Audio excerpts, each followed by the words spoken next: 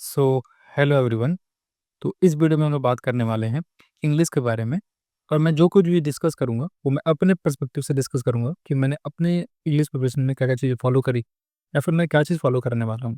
English में ये दिक्कत आती है कि सबकी वीकनेस अलग अलग होती है, सबकी अंडरस्टैंडिंग की लेवल अलग अलग होती है। तो आप अपनी इंग्लिश की स्ट्रैटेजी अपने अकॉर्डिंग बनाएं, अपने वीकनेस को ध्यान में रख के बनाएं। मैं इंग्लिश में क्या करने वाला हूँ वो मैं आपके साथ डिस्कस कर रहा हूँ, पर इसका ये मतलब नहीं कि आप टोटली इसे फॉलो करें। आप अपने अकॉर्डिंग अपनी शेड्यूल बना लेंगे और फिर उसे फॉलो करेंगे।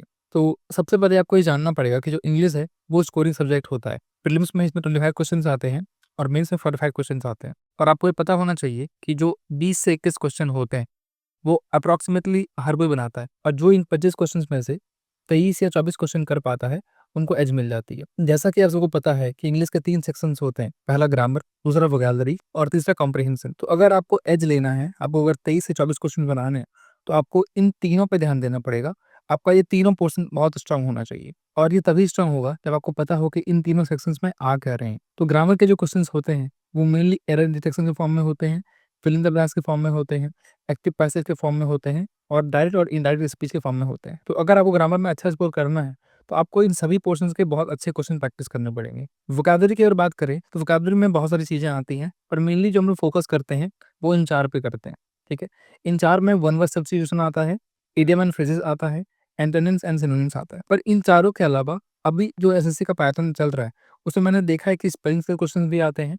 इनफैक्ट इस बार के मेंस में स्पेलिंग्स के 2 क्वेश्चन थे और लगभग बहुत लोगों ने उसमें से 1 क्वेश्चन गलती की है। आप ये मान के चलो कि अगर 2 क्वेश्चंस आते हैं मेंस में तो इसका अप्रॉक्सिमेटली 6 मार्क्स का वेटेज हो जाता है। तो आपको इन चारों के अलावा, ठीक है, इन तीनों पे भी ध्यान देना चाहिए, जो कि स्पेलिंग है, फ्रेजल वर्ब है और होमोनिम्स है। आपने ये देखा होगा कि जो फ्रेजल वर्ब के टॉपिक्स हैं, इनसे क्वेश्चन क्लोज टेस्ट में और फिल इन द ब्लैंक्स में आपको मिल जाते हैं। तो आपको इसको भी पढ़ना चाहिए। साथ में आपको होमोनिम्स भी कवर करना चाहिए, क्योंकि इसके भी क्वेश्चंस एग्जाम में देखने को मिलते हैं। तो वोकैब्युलरी में आपको इन चारों के अलावा अगर आपके पास टाइम बचता है तो आपको इन तीनों पोर्शन को भी कवर करना चाहिए। थर्ड है कॉम्प्रिहेंशन, ठीक है। बट बिफोर दैट आप सबके लिए एक छोटी सी इन्फॉर्मेशन है। मैंने पीडब्ल्यू की तरफ से 2 बुक्स रिसीव किए हैं। फर्स्ट बुक करंट अफेयर्स का है और दूसरी बुक प्रैक्टिस सेट्स का है। इस प्रैक्टिस सेट में आपको 2018 से लेकर 24 तक के जितने भी अच्छे शिफ्ट में एग्जाम्स हुए हैं उनका प्रैक्टिस सेट मिल जाता है और साथ में उनके सॉल्यूशन भी मिल जाता है। और दूसरी बुक करंट अफेयर्स की है। 2025 के एग्जाम्स के लिए ये करंट अफेयर बुक बहुत हेल्पफुल है। ये बहुत कॉम्प्रिहेंसिव बुक है और इसमें ऑलमोस्ट सारे टॉपिक्स इंक्लूडेड हैं। तो जिनको भी करंट अफेयर्स की बुक की नीड है और प्रैक्टिस सेट की बुक की नीड है वो इन बुक्स को रेफर कर सकते हैं। दोनों बुक्स की लिंक आपको इस वीडियो के डिस्क्रिप्शन में मिल जाएगी, तो आप वहां से उसे चेकआउट कर सकते हैं। कॉम्प्रिहेंशन में आप बेसिकली क्वेश्चंस देखते हो पीक्यूआरएस के। मैंने इसे कॉम्प्रिहेंशन के पार्ट में ही रखा है क्योंकि ये आपके अंडरस्टैंडिंग पे ही डिपेंड करता है। और एक और तरह की क्वेश्चन पूछी जाती है वो जंबल सेंटेंसेस के फॉर्म में पूछी जाती है। तो ये दोनों जो टॉपिक होते हैं वो सेंटेंस अरेंजमेंट के टॉपिक के अंदर आते हैं। तो आपकी अगर अंडरस्टैंडिंग अच्छी है इंग्लिश में तो आप इस टॉपिक को बहुत आसानी से सॉल्व कर सकते हैं। कॉम्प्रिहेंशन में एक और पार्ट आता है जो कि क्लॉज टेस्ट का होता है। आपने क्वेश्चन देखा होगा कि आपको पैराग्राफ दी जाती है, उसमें से 4-5 वर्ड मिसिंग होते हैं और आपको ऑप्शन मिलता है कि आप कुछ ऑप्शंस में से उन वर्ड्स को फिल करो। उसको हम लोग क्लोज टेस्ट बोलते हैं और काफ़ी बच्चों को ये तंग करता है। और थर्ड इसमें आता है पैसेज का। प्रीलिम्स में हालाँकि पैसेज का वेटेज कम होता है। मैंने बहुत कम ही क्वेश्चंस पैसेज के देखे हैं प्रीलिम्स में, लेकिन मेंस में ये अच्छा वेटेज कवर करता है। तो अगर आपको इंग्लिश में अच्छा स्कोर करना है तो आपको ग्रामर में, वोकैब्युलरी में और कॉम्प्रिहेंशन में तीनों में इक्वली उतना ही ध्यान देना पड़ेगा। आप इसमें से आइडेंटिफाई करो कि आपकी कौन सी पोर्शन वीक है।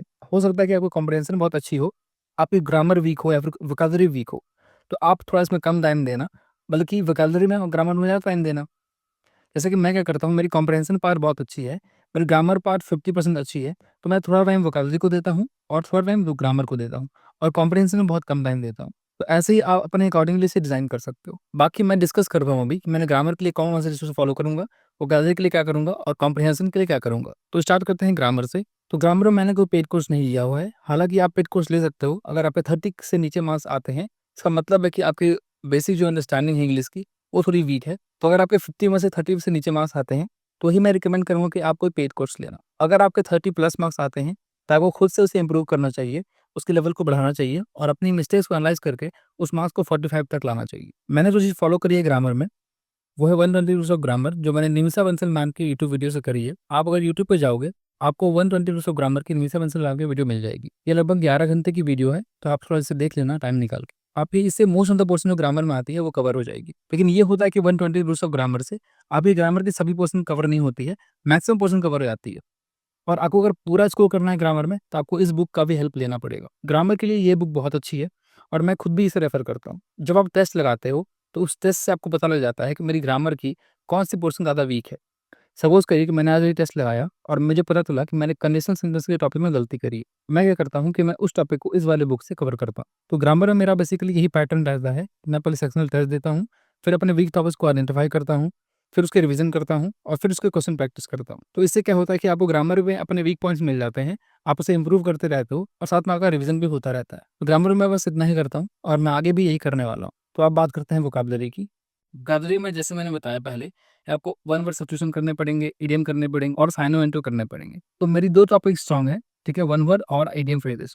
तो मैं इसकी रिवीजन करूँगा और साइनो एंटो मैंने अभी तक याद नहीं किए हैं अच्छे से, तो मैं इसे लर्न करूँगा। बाकी ये तीनों जो टॉपिक है फ्रेजल वर्ब की, स्पेलिंग की और होमोनिम्स की, इन तीनों को करने के बाद करूँगा और ये भी बहुत इंपॉर्टेंट है। मेरी जो एकमात्र सोर्स होती है वोकैब्युलरी के लिए वो ब्लैक बुक होती है। मैं ब्लैक बुक को ही मल्टीपल टाइम्स करता हूँ और मैं ये कोशिश करूँगा कि मैं एग्ज़ाम से कम 10 से 12 बार इस बुक को रिवाइज़ कर पाऊँ। मैं पूरी ब्लैक बुक नहीं पढ़ता हूँ, जो एसएससी के क्वेश्चन्स आए हुए हैं वन वर्ड में, ईडीएम में, साइनो एंटो में, मैं बस उन्हीं को रेफ़र करता हूँ।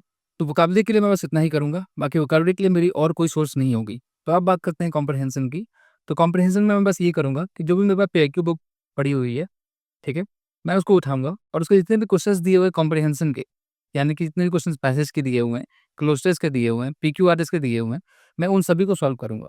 और इससे होगा क्या कि जब मैं इतना कर लूँगा तो मेरी अच्छी पकड़ बन जाएगी कॉम्प्रिहेंशन वाले पार्ट में।